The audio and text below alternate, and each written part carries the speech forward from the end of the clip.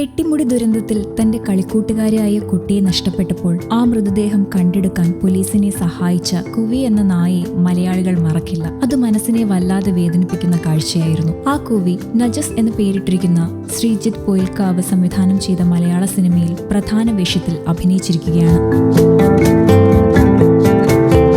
അതിനനുസരിച്ച് പ്രവർത്തിക്കുക എന്നുള്ള അതികഠിനമായ ഒരു സാഹസമാണ് നായക്കുട്ടി ചെയ്തിരിക്കുന്നത്.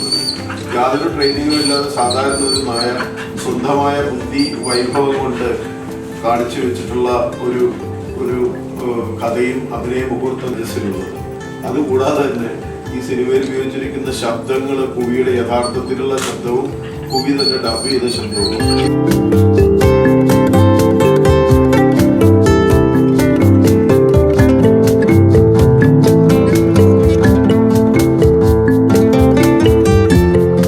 സിനിമയുടെ റിലീസുമായി ബന്ധപ്പെട്ട് സംവിധായകൻ ശ്രീജിത്ത് പൊയിൽക്കാവിൽ എറണാകുളം പ്രസ് ക്ലബ്ബിൽ നടത്തിയ വാർത്താ സമ്മേളനത്തിൽ സിനിമയിൽ അഭിനയിച്ച കുവി നായയും പങ്കെടുക്കുകയായിരുന്നു. പരിശീലകനായ അജിത് മാധവനൊപ്പമാണ് കുവി എത്തിയത്. ഡോക്ടർ മനോജ് ഗോവിന്ദൻ, മുരളി നീലാംബരി എന്നിവർ പങ്കെടുത്തു. നിരവധി ദേശീയ അന്തർദേശീയ അവാർഡുകൾ നേടിയ ചിത്രമാണ് നജസ്. ഈ വർഷം നടന്ന ഷിംല അന്താരാഷ്ട്ര ചലച്ചിത്രോത്സവത്തിലും മികച്ച ഇന്ത്യൻ ചിത്രമായി തിരഞ്ഞെടുക്കപ്പെട്ടു.